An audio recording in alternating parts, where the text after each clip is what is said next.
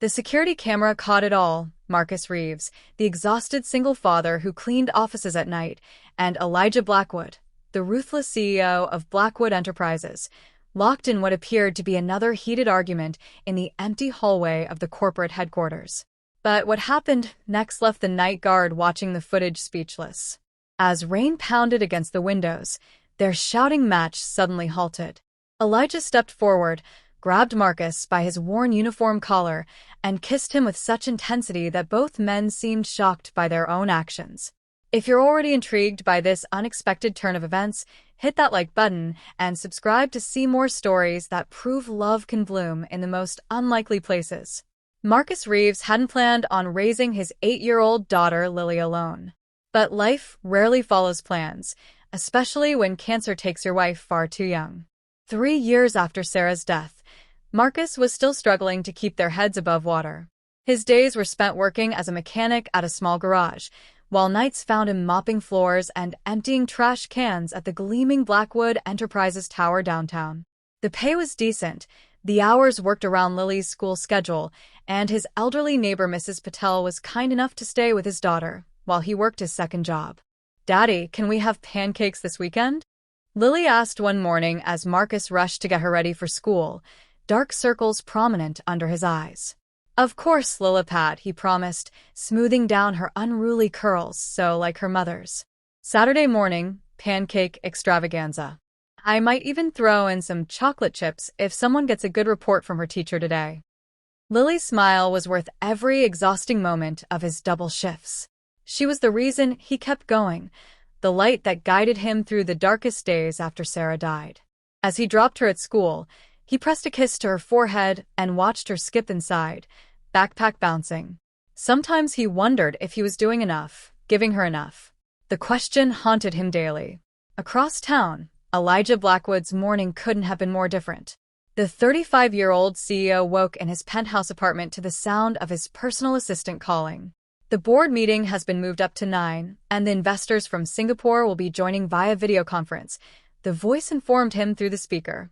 Elijah sighed, running a hand through his dark hair. "Fine. "Have my driver ready in 20.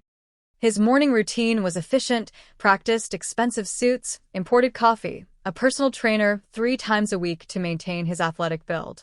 Everything in his life was calculated, controlled. It had to be. He'd built Blackwood Enterprises from the ground up after his father had nearly bankrupted the family company. 10 years of relentless work had transformed it into one of the most successful technology firms in the country. But success came with isolation.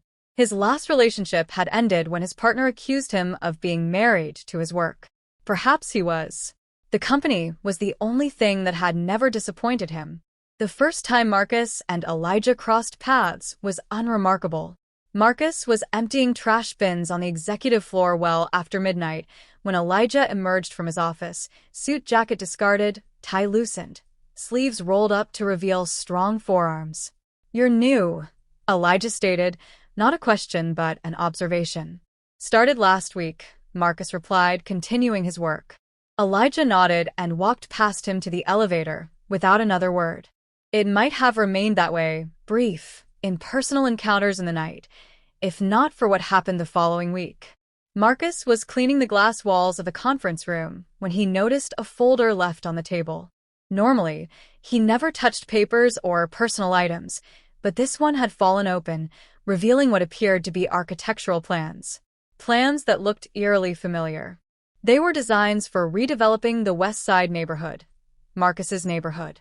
The area where he rented a small house, where Lily attended school, where their community of working-class families lived. According to these plans, it would all be demolished to make way for luxury condominiums and upscale retail spaces. Marcus photographed the plans with his phone before carefully replacing the folder. His hands trembled with anger. This was his home they were planning to destroy. The next night he waited. When Elijah emerged from his office at his usual late hour, Marcus was ready. "You're planning to tear down the West Side," he said without preamble. Elijah stopped, his expression shifting from surprise to cool assessment. "You went through my files. They were left out. I saw enough." Marcus stepped closer. "There are families there. Real people with lives and histories. It's a business decision, Elijah replied, his voice level. The area is underperforming economically. Redevelopment will bring jobs and improve the city's tax base.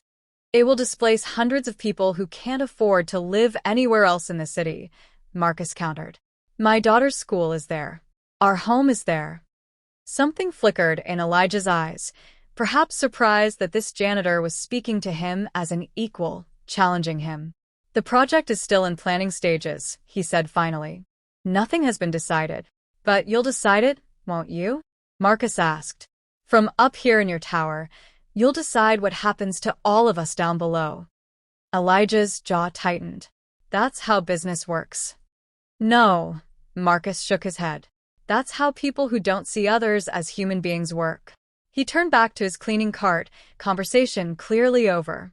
Elijah stood for a moment longer, then walked to the elevator, his usual confident strides slightly disrupted. That confrontation marked the beginning of their unusual relationship. Night after night, Elijah would work late, and inevitably, they would cross paths. Sometimes their exchanges were heated, arguments about economics, social responsibility, privilege. Other times, they were surprisingly civil, even verging on friendly. Why are you always here so late? Marcus asked one night, months into their strange acquaintanceship. Elijah looked up from his phone. I could ask you the same thing. I'm here because I need the money. What's your excuse? Elijah was quiet for a moment. It's quiet. I can think clearly when everyone's gone. No one waiting for you at home? A small, humorless smile. No. You? My daughter. She's with a neighbor until I get home. Something softened in Elijah's expression. How old? 8. Going on 30 sometimes. Marcus couldn't help the pride that crept into his voice. Smart as a whip. Wants to be a scientist. Elijah nodded, and for once, didn't immediately retreat to his office or the elevator. My mother was a research chemist. Before she got sick. It was the most personal thing Elijah had ever shared, and Marcus recognized it for the olive branch it was. Their conversations began to change after that night. Elijah would ask about Lily. Marcus would inquire about Elijah's latest projects, the ones that didn't involve destroying his neighborhood. They discovered a shared love of baseball, a similar taste in music. Beneath their differences, threads of connection formed. But the West Side redevelopment project loomed between them. Elijah insisted it was moving forward. Marcus fought him at every turn, even organizing community meetings and reaching out to local officials. Their late-night debates grew increasingly passionate. You could build anywhere else, Marcus argued one night. Why there? Why our homes? The location is ideal for what we're planning, Elijah countered. And the current properties are undervalued. They're undervalued because the city has neglected the area for decades. That doesn't mean our community doesn't have worth. Elijah ran a hand through his hair, a gesture Marcus had come to recognize as frustration. It's not personal, Marcus. It is to me. It's my life, my daughter's future. How would you feel if someone decided your home wasn't valuable enough to exist anymore? The question hung in the air between them. Elijah's expression changed, something vulnerable flickering across his features, before he masked it. I'll look at the plans again, he said finally. That's all I can promise. It wasn't enough, but it was something. The turning point came unexpectedly. Marcus was working his day job at the garage when a sleek black car pulled in. The driver's side door opened, and Elijah stepped out, looking distinctly out of place in his tailored suit. Your car broke down? Marcus asked, wiping his hands on a rag. No. Elijah seemed uncharacteristically hesitant. I wanted to see where you work during the day. Marcus raised an eyebrow. Why? I've been thinking about what you said. About seeing people as human beings. He glanced around the garage. I realized I only know one part of your life. It was strange seeing Elijah in his daytime world, like worlds colliding. Marcus found himself giving Elijah a tour of the garage, explaining the work they did, introducing him to his coworkers who clearly wondered why a man in a $3,000 suit was getting a lesson in automotive repair. Want to get some coffee? Elijah asked when they finished. There's something I want to discuss with you. At the cafe across the street, Elijah pulled out his tablet and showed Marcus revised plans for the West Side project. Instead of total demolition, it now incorporated existing structures, included affordable housing requirements, and provided for community spaces. It's not perfect, Elijah admitted. The board will fight me on some of this. But it's a start. Marcus studied the plans, emotion tightening his throat. Why the change of heart? Elijah was quiet for a moment. You made me see things differently. And he hesitated. I went to the West Side yesterday. Walked around, talked to people. Saw the community center, the school. You went to Lily's school? Just from the outside, Elijah clarified quickly. I wanted to understand what I was affecting, what you were fighting for. Marcus felt something shift between them in that moment, respect, perhaps. Or something deeper. Thank you, he said simply. Elijah nodded, looking almost uncomfortable with the gratitude. It's still a business decision, but maybe one that can work for everyone. Their relationship evolved after that day. Elijah began leaving his office earlier, sometimes joining Marcus for coffee during his break. Marcus invited Elijah to one of Lily's school science fairs, where his daughter proudly explained her project on solar energy to the bemused CEO. Your dad talks about you all the time, Elijah told Lily, who beamed in response. He talks about you too, she replied with a child's honesty. He says you're stubborn but smart. Marcus felt his face heat as Elijah glanced at him with amusement. Does he now? And that you dress too fancy, Lily added helpfully. Okay, that's enough sharing, Marcus interrupted, steering his daughter toward the refreshment table while Elijah laughed, a genuine sound Marcus had rarely heard before.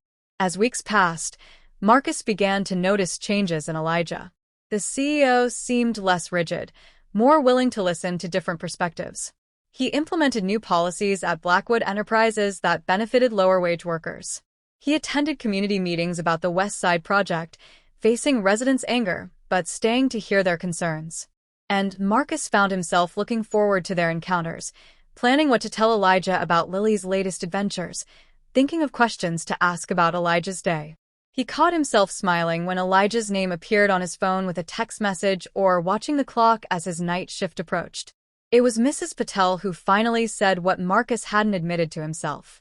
You light up when you talk about this boss man, she observed one evening as Marcus prepared to leave for work.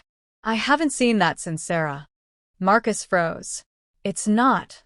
We're just friends. Mrs. Patel gave him a knowing look. Friends make you check your hair in the mirror before you leave? He had no response to that. The night everything changed began like many others. Marcus was working on the executive floor, and Elijah was in his office, the light spilling out into the darkened hallway. A spring storm raged outside, rain lashing against the windows, occasional thunder rumbling in the distance. Marcus's phone rang, Mrs. Patel's number. Lily's running a fever, she told him. Nothing too high, but she's asking for you.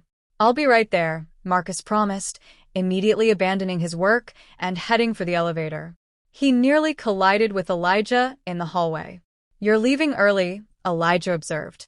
Lily's sick. I need to go. Elijah nodded. Of course. Do you need anything? I can call my doctor. We don't need your doctor, Marcus snapped, stress making his tone sharper than intended. Not everyone needs expensive specialists for a simple fever. Elijah's expression hardened. I was trying to help. Well, some of us manage just fine without help from billionaires, Marcus retorted, immediately regretting the words but too worried about Lily to take them back. Right, Elijah said coldly. I forgot my place for a moment. Clearly, I should remember the boundaries. That's not what I meant. Isn't it? You've made it clear from the beginning that I'm the enemy. The heartless CEO who doesn't understand real people's struggles. You're twisting my words, Marcus argued. I'm just worried about my daughter. And I was offering to help, but apparently that offends your pride. The argument escalated, both men releasing tensions that had been building beneath their growing friendship. Old resentment surfaced. Marcus's anger at the system that made his life so difficult, Elijah's frustration with being judged by his wealth rather than his actions. You think because you modified your precious development plan that you're some kind of hero? Marcus demanded. That doesn't erase the fact that people like you have been stepping on people like me our entire lives. People like me? Elijah stepped closer, his voice dangerously quiet. You don't know the first thing about me, Marcus. You've decided who I am based on my job title and my bank account. I know enough, Marcus insisted, though a voice in his head disagreed. He did know Elijah now, knew his dry sense of humor, his hidden kindness, the way his eyes crinkled when he really smiled. No, Elijah shook his head. You see what you want to see, just like I did before I met you. They stood facing each other, both breathing hard, the storm outside matching the tension between them. Lightning flashed, illuminating Elijah's face, the hurt beneath his anger, the vulnerability he usually kept hidden. Something broke in Marcus. All the confusion of the past months, the growing feelings he'd been denying, crashed over him.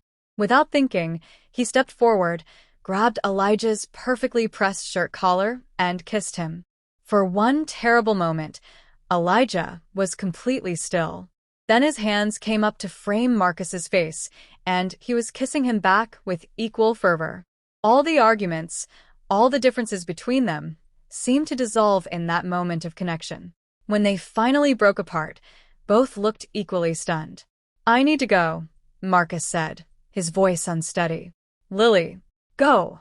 Elijah nodded. We'll talk tomorrow. Marcus hurried home to his daughter, his mind reeling. Lily's fever wasn't serious, a mild virus going around school, but he stayed by her bedside until she fell asleep, stroking her hair and trying to make sense of what had happened.